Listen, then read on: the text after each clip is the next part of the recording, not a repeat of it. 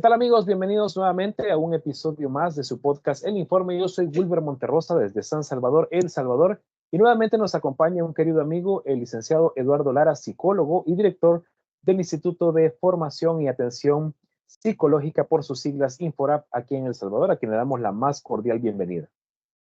Hola, ¿qué tal, Will? No, gracias a vos por invitarnos siempre. Siempre es un gusto estar acá con todos ustedes y sobre todo con estas personas salvadoreñas interesadas de ciencia. Sí, sin duda. Damos un cordial saludo también a quienes nos escuchan a través de Radio Supernova Ciencia y Música en el mundo de habla hispana. Y vamos a hablar ahora de un tema, como ustedes lo pueden ver aquí al pie de su pantalla, sobre los trastornos de la conducta alimentaria o alimenticia, como lo conocen algunas otras personas. Y pues obviamente aquí hay un componente psicológico que la ciencia tiene una explicación. La ciencia puede darnos parámetros para comprender sus causas, sus manifestaciones y por supuesto su tratamiento. Y por eso hemos invitado a Eduardo para tocar este tema que en algunos casos llega a ser un tabú del que las familias no hablan o del que las personas no quieren manifestar que lo están atravesando. Pero ahora vamos a abordarlo, por supuesto, desde la perspectiva de la evidencia científica. Eduardo, comencemos entonces por comprender de qué van los trastornos de conducta alimenticia. ¿Cómo podemos conceptualizarlos? Bien, creo que ya lo habíamos mencionado antes, ¿no? Esta diferenciación entre un trastorno, una enfermedad, un problema de conducta. Para hacer esta diferencia, los problemas de la conducta en torno a la alimentación no son enfermedades. Es decir, ¿cómo podemos entender entonces los problemas de la conducta alimentaria? Pues son patrones conductuales que a través de ellos existe un riesgo, un deterioro físico que incluso puede llegar a causar la muerte. Entonces son problemas de la conducta en torno a la alimentación porque estas pueden deteriorar nuestra salud gradualmente hasta llegar a complicaciones bastante altas. Ok. Vamos entonces a lo que sigue. ¿Todos estamos proclive a llegar a este escenario o hay algunos perfiles que son más, pues están más expuestos, ¿no? A llegar a este punto? O cuáles son los detonantes en este caso que pudieran orillar a una persona a que presente o se esté dentro de esta situación? Bien, al ser problemas de conducta, es decir, que son conductas aprendidas en la historia del sujeto, en la historia del consultante, o de esta persona, cualquier persona puede llegar a desarrollar un problema de la conducta. Entonces, enfocándolo al área de la alimentación, también cualquier persona podría aprender una conducta que podría ser no saludable para el desarrollo físico, cualquiera.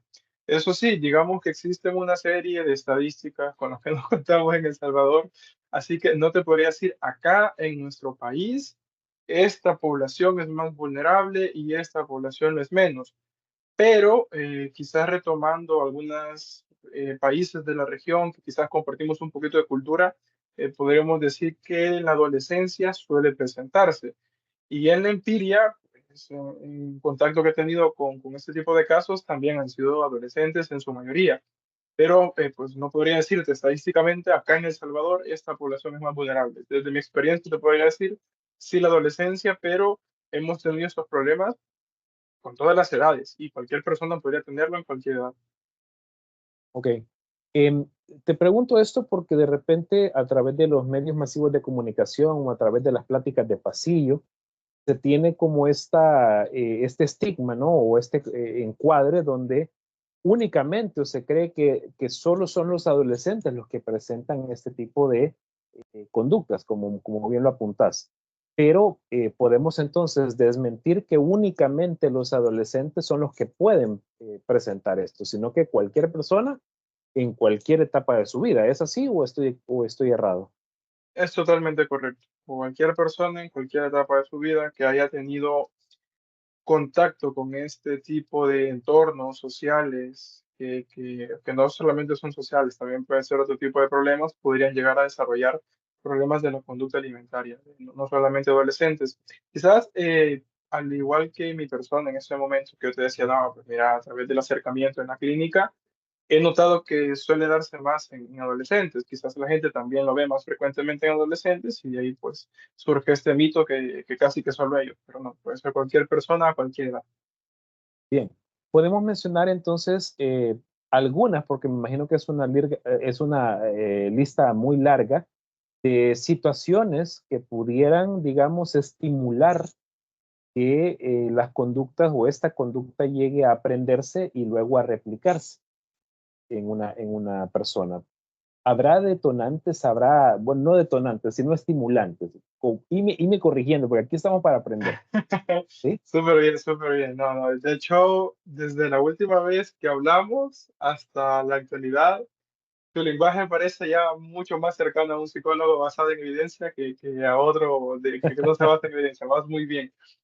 Muchas gracias. Sí, digamos que existen una serie de criterios, pero como buen analista de conducta, tendría que decirte que el origen de estas conductas se van orientado a la historia de aprendizaje y los contextos con los que ha tenido contacto esta persona. Entonces, no podríamos decir estos son los detonantes fijos, como podría ser en una enfermedad biológica, obviamente, que se Correcto. dicen, bueno, esta persona puede tener cáncer de piel porque quizás en su trabajo se ha expuesto mucho al sol, por ejemplo, pero acá no. Para ponerte un pequeño así ejemplo, podríamos mencionar, pues yo he tenido un problema de la conducta alimenticia que atendí con un niño de 3 añitos y era porque él estuvo enfermo y casi que a la fuerza le daban de comer al pobre y por la enfermedad que cualquiera lo puede haber tenido, pues él vomitaba. Y emparejó el sabor de muchos alimentos con el vómito y la sensación aversiva que esto conlleva. Entonces, él veía la comida como un estímulo que ya se había emparejado, que ya se había asociado, y no, yo cualquier cosa que coma voy a vomitar. El niño estaba sumamente pequeño, pero el organismo de manera involuntaria lo aprende. Entonces, pues ya tenía una aversión hacia la comida. Y como estuvo bastante tiempito enfermo, y en lo que los medicamentos hacían resultado y tal, entonces, digamos que para aliviarle el malestar, los padres le compraban su comida favorita. Eso era un lío, porque entonces las cosas más apetitivas para él ahora eran aversivas, eran desagradables. Entonces hacer lo que comía era muy difícil. También hemos atendido adolescentes que pudiese también darse algo similar, pero en el caso de ese adolescente, por ejemplo, era por su apariencia física, por el desarrollo de lo que denominamos como autoestima, que no quiero que se malinterprete, porque la autoestima suele ser una salvada olímpica de los psicólogos, pero pues se comprende que es en estos entornos sociales en los cuales actualmente estamos bien bombardeados por las redes sociales de cuál es el cuerpo ideal, cómo tengo que verme, cómo tengo que lucir para que ser aceptado, para ser ahí casi que un top model y tal. Entonces había desarrollado eso. Pero hemos tenido otros casos de adultos mayores, por ejemplo, que han tenido también enfermedades, perdón, que han tenido alguna serie de enfermedades que al igual que al inicio, con el niño que te mencionaba, los medicamentos le provocaban malestar. Y pues él comía de todo todos los días y pues empezó a emparejar cualquier comida. Entonces, sí, cualquier persona puede desarrollar problemas de la conducta en torno a la alimentación y las causales o la correlación que existiría entre el problema de conducta y lo que venía antes, digamos que puede ser muy diverso. Quizás socialmente es lo más común según la empiria, pero no es la única. Bien. Hablemos entonces, hay dos conceptos que están muy atomizados, es decir, que son muy comunes a través de los medios masivos de comunicación, a través de charlas en las escuelas, en los colegios, en las universidades, pero que generalmente no los comprendemos, es decir, probablemente sepamos o tengamos una noción bastante superficial, pero quiero que podamos entenderlo, que también lo hablábamos con Eduardo fuera de cámara, no son los únicos trastornos de la conducta alimentaria. Uno de ellos es la bulimia y el otro es la anorexia. Son términos que usted, querida audiencia, ha escuchado más de alguna vez, lo ha leído, ha estado en alguna conferencia o ha escuchado sobre alguien que ha presentado alguna de esos trastornos como tal. Entonces, Eduardo, podemos empezar con uno de los dos y empezar a conceptualizar para que comprendamos mejor de qué va esta manifestación. Bien, como mencionábamos en la entrevista anterior, cuando hablábamos de la depresión, que había una confusión de que si era una enfermedad, no era una enfermedad, y entonces que por qué la etiqueta, quiero que comprendamos que la anorexia y la bulimia son enfoques bastante biomédicos que intentan englobarse en un conjunto de enfermedades, pero que no son enfermedades.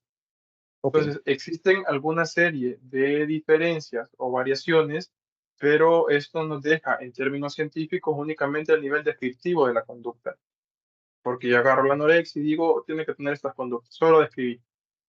Y si tiene estas otras conductas, entonces es bulimia, solo lo describí, no lo explica, no lo predice, no lo controla. Cuando desarrollamos la clínica desde la psicología basada en evidencia, nos damos cuenta que eso suele ser, para que nos comprendamos un poquito mejor, transdiagnóstico. No estamos diciendo que bulimia o anorexia sea un diagnóstico, no, pero suponiendo, para que nos entendamos, el modelo biomédico suele ser transdiagnóstico porque a veces empieza con uno, te pasas al otro, después la serie de conductas cambia según el contexto y dicen, ah, no, entonces regresamos otra vez a la anorexia y de repente otra vez hace esto, ah, pues no, son las dos cosas. Y después surgió otro término que para mí es un término bien paraguas, que es trastorno de la conducta alimentaria no especificado, que es cuando ya lo entendés y de aquí y de allá, entonces, por eso esto de las etiquetas diagnósticas no tanto. Pero para poderlo comprender un poco mejor, podríamos hacer referencia que la anorexia se puede caracterizar por una privación voluntaria de la persona de la ingesta de alimentos o cualquier tipo de energía, entendiéndose siempre consumo de alimentación, ¿no? Entonces, la persona tiene un miedo bastante alto a subir de peso, entonces hace todo lo posible por no subir o al menos por mantenerse. Entonces nos empezamos a privar de la alimentación y vienen otras conductas allegadas como andar revisando cuántas calorías tiene esto, cuánto azúcar, tal, tal. No estoy diciendo que eso sea malo, ¿no? Sino que ya ha llevado una cuantificación un bastante extrema. extremo. Cabal, cabal. Entonces, pues las personas empiezan a hacer esto y cuando hablamos de la bulimia, que pues ambas se clasifican como nerviosas, anorexia nerviosa y bulimia nerviosa, cuando hablamos de la bulimia, entonces estamos hablando de personas que suelen privarse de la alimentación, pero en esta privación suelen caer ante atracones de comida. Entonces, digamos que yo durante todo el día trato de no comer, y llego a la casa, estoy solo, son 11 de la noche y tengo una gran hambre, pues lo más probable es que me pegue un atracón exagerado y es bien marcado la falta de control. O sea, las personas no tienen tanto control de esto y se hacen un atracón y después tienen una serie de conductas que se entienden como compensatorias, que es como acabo de comer un montón, entonces me voy a inducir el vómito, voy a tomar un laxante, voy a hacer ejercicio de manera exagerada con tal de quemar todo lo que acabo de consumir, etcétera, etcétera. Y hay otros que se pueden entender también como atracones de comida. Trastornos les denominan algunos manuales por atracón de comida, que la diferencia con el anterior es que aquí no hay una compensación. Aquí me doy el atracón, perdí el control, pero no voy a vomitar, no tomo laxantes, pero sí sigue de una sensación de culpa bastante alta, de reprocharnos, de tratarnos mal, de tener una serie de autoverbalizaciones bastante nocivas. Y pues también en otras ocasiones, en otros manuales, también en lecturas, podemos encontrar la, eh, no se denomina todavía como tal, pero si siguiéramos de esta misma lógica, personas con obesidad, con diferentes tipos de obesidad mórbida, entonces que tampoco tienen una regulación y control ante lo que están consumiendo. Entonces, pues también consumen mucha comida en diferentes momentos que quizás no deberíamos, a veces sin hambre, solo porque se ve rico y tal. Entonces también podemos desarrollar no solamente el otro lado, que es privarnos de la alimentación, sino también comer de manera exagerada.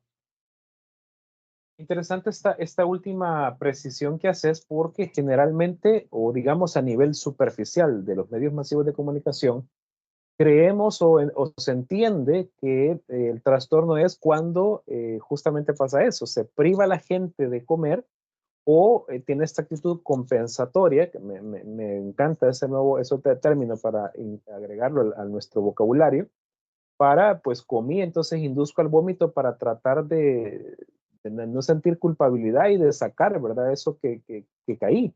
Entonces, pero no solo se trata de dejar de comer o botar lo que ingerí, sino que puede ser todo lo contrario.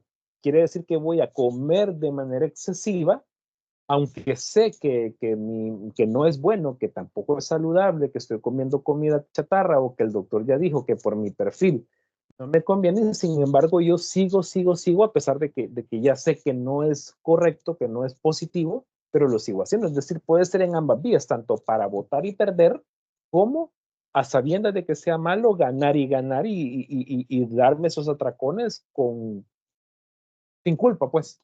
O aún con la culpa lo sigo haciendo.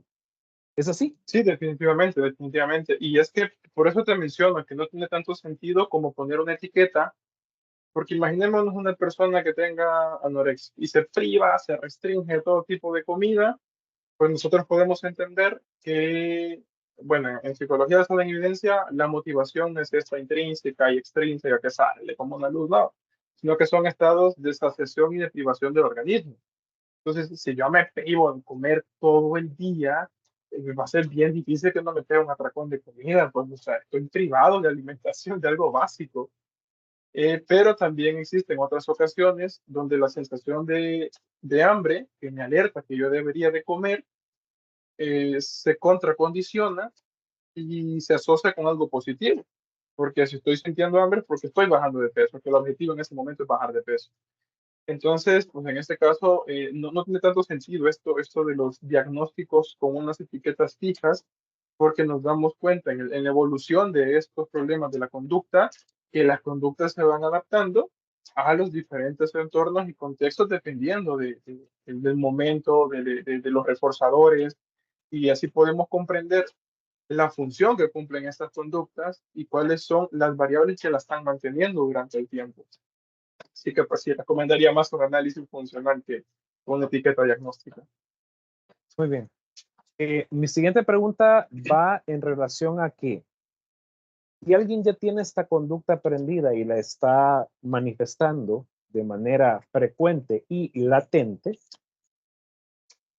¿puede esto derivar en otras situaciones de conducta? Por ejemplo, un trastorno de ansiedad, o esta es una manifestación extra o diferente de alguien ansioso, pregunto yo. Sí, suele ver lo que se entiende en el modelo biomédico como comorbilidad, es decir, la presencia de más de un problema.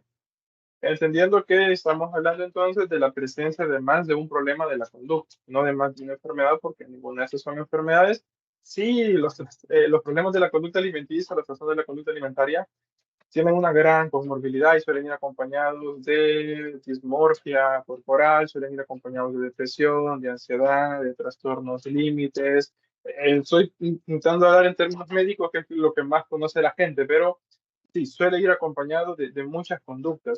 Entonces, repito, ¿no? Por eso no tiene tanto sentido esta etiqueta, porque habría que valorar. Por ejemplo, yo en un caso de un chico que tenía muchos problemas en términos económicos. Bueno, en Salvador, en términos económicos. Entonces, cuando él llegaba a casa y recordaba y que tengo que pagar esto y tengo que dar esto y lo otro y ya no puedo estirar el sueldo y lo único que puedo hacer aquí entonces es dejar de estudiar. Y él amaba estudiar, entonces tengo que dejar de estudiar porque me puedo ahorrar ese dinero, pero si yo no estudio, nunca voy a ganar más de lo que gano ahorita.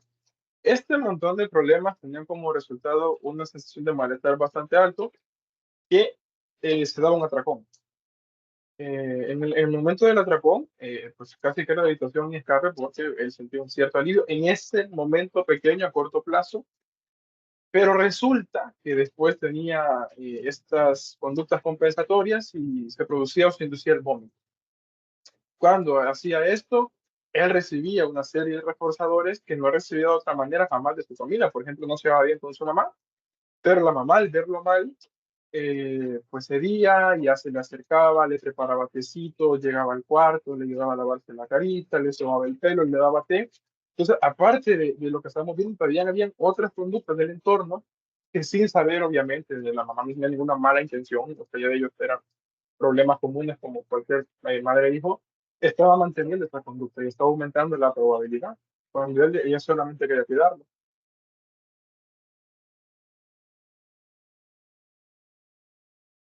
Sin duda, este tema que estamos platicando es un tema que se da, que se manifiesta con muchas personas y como le decíamos al inicio de la entrevista, es un tema tabú porque no se habla, de repente hay alguien en la familia y no se atiende o es algo de lo que dice, bueno, lo vamos a tratar acá porque es un motivo de vergüenza o puede ser estigmatizante.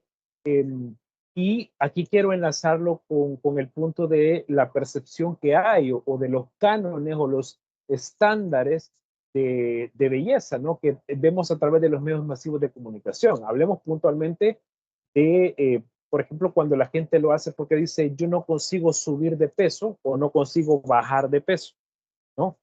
Pudiera ser el caso. Porque quieren tener determinado cuerpo, determinada apariencia, porque aquí viene mi pregunta.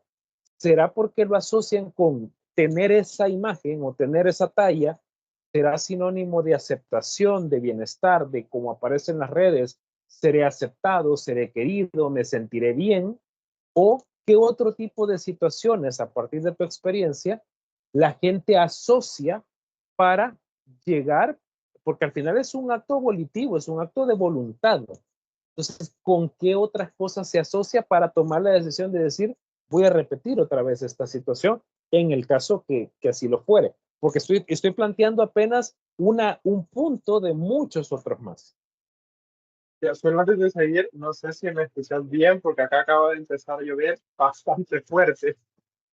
¿Sí me escuchas bien? No, no, sí, sí, yo te escucho bien, perfecto. De hecho, está lloviendo y para la Súper, súper. audiencia, esto sale de nuestro control. Estamos con una fuerte lluvia en el momento de esta Ok, entrevista, sí, pero no, acaba de empezar a llover que se cae el cielo. Bien, sí, pero quizás para corregir una parte de lo que mencionabas, no es que sean conductas voluntarias. O sea, ok, nosotros, los organismos, reaccionamos, aprendemos, aunque no estemos, como diría la gente comúnmente, consciente, o no lo hacemos, incluso lo hacemos de manera involuntaria. O sea, ok, podemos aprender algo sin saber. Por ejemplo, alguien puede no saber y que jamás le han enseñado que existe la gravedad. Pero sin saber eso, sabes que si tira algo para arriba, va a caer. Entonces, esto es algo similar. No conocemos los principios de conducta, que lo tenemos del análisis de la conducta, que pueden dar una explicación, pero lo que la gente a veces no sabe, o sea, no lo hace de manera voluntaria. A nosotros le funciona. Imagínate, me acabo de comer un atracón de comida y me siento re mal otra vez, está en esto, y no tengo ni para hacer dieta y tal y tal. ¿Cómo me puedo sentir mejor en este ratito? Vomitando. A muy corto plazo, claro está. Entonces de eso viene otra culpa, otra vez vomité, me prometí que no iba a volver a hacer, pero solemos ceder al corto plazo más cuando no sabemos por qué lo hacemos. Y por eso es tan importante una psicología basada en evidencia que pueda brindarle explicaciones científicas a la gente del por qué hace lo que hace. Lo segundo que mencionábamos, definitivamente, la sociedad tiene que ver porque no hay conductas ni buenas ni malas. Eh, Eso lo define el contexto. Si nos vamos, y el contexto entiéndose una región específica en un tiempo determinado, en una cultura tal cual. Si nos vamos hace muchos años, donde conseguir comida es muy difícil, eh, tener sobrepeso era sinónimo de ser hermoso, pues tenía el poder adquisitivo como para comer y tener un poquito de sobrepeso. Pero eso va cambiando con el tiempo, con las regiones. Entonces nos encontramos en un momento que se ha asociado porque es lo que esta comunidad verbal nos expresa, es lo que esta cultura nos dice, que si yo tengo este peso, si yo tengo esta talla, si yo tengo este tipo de cuerpo, soy más atractivo. O sea, lo atractivo incluso depende también del entorno donde estemos, del lugar que nos hayamos desarrollado. Así que sí, la sociedad y las redes sociales tienen una influencia tremenda en lo que se supone que deberíamos de ser, cómo deberíamos de vernos y qué deberíamos de hacer para estar de acuerdo o ser aceptados con esta comunidad.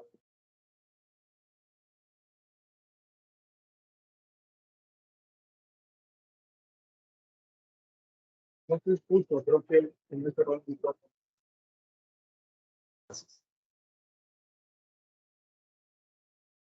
menciono esto, te decía, porque espero escucharte de nuevo. Ahí está. Ahí sí.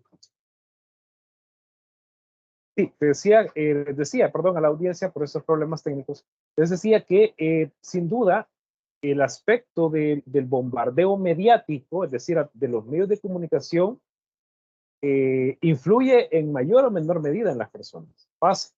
Y algo que no podemos negar es que a partir de lo que usted busque en Internet, por ejemplo, si usted empieza a buscar acerca de decoración de interiores, el algoritmo va a empezar a buscar y a presentar la información asociada con decoración de interiores. Lo mismo pasa, por ejemplo, si alguien empieza a tener cierta fijación y que no estamos diciendo aquí que sea incorrecto, con probablemente verse mejor, cuidarse mejor, hacer ejercicio, alimentarse mejor, pero como siempre lo hemos dicho acá, siempre debe hacerse bajo la tutela o de la mano con una persona especialista, con una persona que tenga un fundamento científico en evidencia, para no poner en riesgo su vida. El detalle es que el bombardeo, en algunos casos, si no tenemos una educación digital o de los medios masivos de comunicación, podemos empezar a escuchar voces que nos pueden meter una presión y a tener esa visión de túnel donde únicamente vemos que esto que se nos presenta es lo ideal y fuera de eso no existe el bienestar que supuestamente estas personas venden. Ojo con este detalle. Entonces, lo menciono para la audiencia, pero lo enlazo contigo, Eduardo, para que podamos también decirle a nuestra audiencia cómo podemos también tener esos filtros eh, que de alguna forma estamos expuestos prácticamente desde que nos levantamos hasta que nos vamos a acostar. Y es una situación que no la podemos negar porque está llegando a toda nuestra población y estamos viendo probablemente que hay alguna manifestación o buena parte de esta manifestación tiene que ver con algún porcentaje del bombardeo mediático que hay. Entonces, lo dejo en tus manos este punto. Ya, me parece sumamente importante. Creo que tratando de resumir lo más posible, primero, nosotros los adultos tenemos una gran responsabilidad en cómo orientamos a nuestros hijos, a nuestros niños, a nuestros adolescentes, sobrinos, primos. Entonces, algo que será importante es no romantizar lo que no es saludable. O sea, yo sé que hay gente que dice, no, la dieta está hecha porque la gente quiere que nos veamos con unos cuerpos específicos, como que somos modelos. No, tenemos que tener cuerpos reales, pero tampoco irnos al otro extremo en el que como yo no quiero caer en un estándar de belleza, comer todo lo que sea y la gente me tiene que aceptar. No estoy hablando de figura, no estoy hablando de cuerpos, sino que hay parámetros en los cuales mi edad, mi estatura, mi etapa del desarrollo evolutivo me dice, yo tendría que pesar esto, tendría que esforzarme un poquito más por intentar llegar a eso. Sé que en algunos países como los nuestros, acá en Latinoamérica es difícil tener dietas balanceadas, pero dentro de nuestras posibilidades es muy bueno. Intentar no romantizar lo que no es saludable. Hay otros cuerpos que se inyectan con tal de verse grandes y voluptuosos, y otros tampoco. Podría verse bien, quizás, pero no es saludable. No romanticemos lo que no es saludable. Enseñémosles también a las nuevas generaciones a no caer en el bullying, a que no le hagan burla a un niño o a una niña por tener sobrepeso, porque no se imaginan el efecto que esto tiene. Es O por horrible. ser, perdón que te interrumpa, o por tener menos peso O tener menos o peso. una apariencia, digamos, menos o más delgada de lo que se considera, entre comillas, normal. O sea, perdón que te interrumpí, pero Sí, también no, hay que súper mencionar bien, los súper bien. extremos. Sí, sí. No, no, me parece perfecto que lo hayas hecho. Sí, no. Intentemos ser saludables. No critiquemos a las personas por su cuerpo. Si ya identificamos que una persona está sufriendo de algún tipo de conducta, problema de la conducta alimentaria, pues no vengamos a reprocharle, no vengamos a hacerle chiste, no pasemos preguntándole qué le pasa, intentemos brindarle ayuda mejor. Dentro de nuestras posibilidades, acerquémoslas a profesionales. Y si nosotros ya somos adultos, ya vivimos, ya pasamos por todo esto, pues será importante dos cosas. Primero, tratemos de repetirnos a nosotros mismos que lo que vemos en redes posiblemente no es real. Hay un montón de cuerpos editados que le han echado más Photoshop que una película de los Avengers, qué sé yo. O sea, lo que vemos ahí no toda la vida es real. no siempre lo es. Así que si nosotros queremos hacer ejercicio, queremos ir al gimnasio, queremos tener un mejor cuerpo, estar más saludable, yo los felicito. Háganlo. Pero no caigamos en el otro extremo de que por verme, sino que hagámoslo con nuestros parámetros, tengamos un estándar posible, porque hay gente que yo conozco que se mata en el gimnasio de ejercicio y si vos ves un cuerpo natural de 3 años haciendo ejercicio, pero natural, no es ni para nada de lo que sale ahí. Pero es que son cuerpos naturales, eso es lo que pasa. Y de pronto pueden haber cuerpos con celulitis, con estrías, con marcas, y esos son cuerpos normales.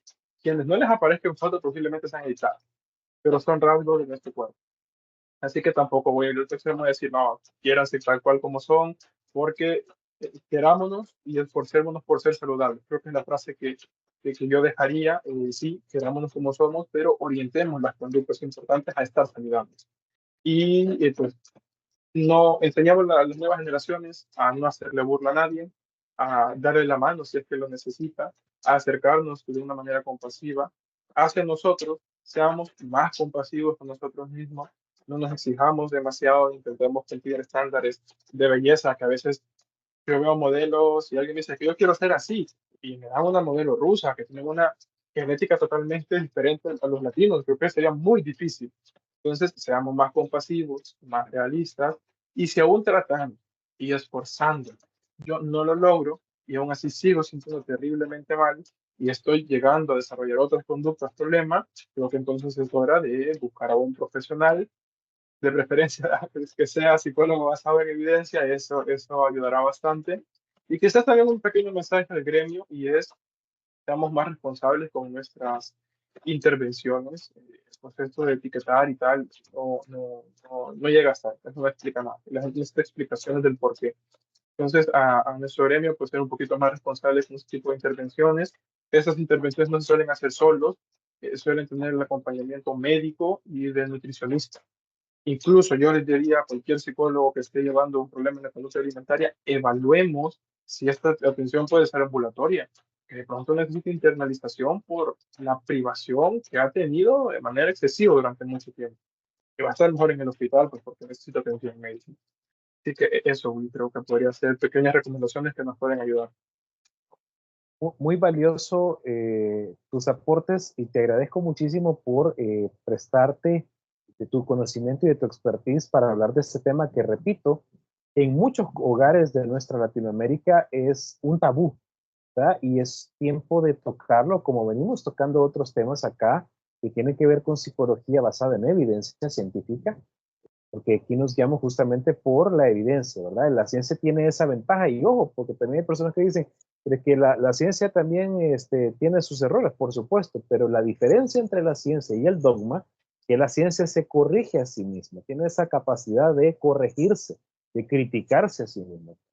Contrario a los dogmas, de repente dicen esto es así y así será por los siglos de los siglos. Hay que tener mucho cuidado con esta cuestión y abrir nuestro pensamiento y buscar la evidencia, ¿no? Lo que sí podemos comprobar y obviamente no poner en riesgo, como decíamos bien Eduardo, nuestra salud o atribuirlo a otras situaciones cuando a lo mejor sí requiere el acompañamiento de un profesional que va a ser un abordaje integral para poder ayudar y asistir de manera adecuada a quien esté presentando, sea alguien cercano a nosotros o usted que nos está viendo o escuchando a través de la plataforma de El Informe. Muchísimas gracias, Eduardo, por estar con nosotros. Sin duda seguiremos encontrándonos por esta plataforma para hablar de otros temas, por supuesto, siempre de ciencia y de psicología. ¿Cuál es tu expertise? Muchas gracias. No, gracias a ti, ha sido un gusto y pues solamente felicitarte por ese esfuerzo tremendo aquí en El Salvador de divulgar la ciencia en diferentes áreas. Así que nada, seguimos con el trabajo. Es un gran esfuerzo. Muchas gracias. Aquí seguimos y gracias a ustedes también por estar pendientes una vez más de otro episodio del Informe Podcast. Yo soy Puder Monterrosa desde San Salvador y le pido que siga pendiente, por favor, de Radio Supernova Ciencia y Música, donde usted puede disfrutar de música a las 24 horas, pero también de podcast y de información como esta, donde usted puede dilucidar y ampliar de los temas que no se hablan en los medios masivos de comunicación, generalmente en nuestra Latinoamérica, o que habemos pocos esfuerzos tratando de hacer esto. Así que, pues, aprovechenlos, apropienselos, porque el derecho a la información científica es suyo, es un derecho del que todos tenemos que tener ese acceso. Así que me despido y lo espero en una próxima emisión de aquí, por supuesto, del informe desde El Salvador. Hasta entonces.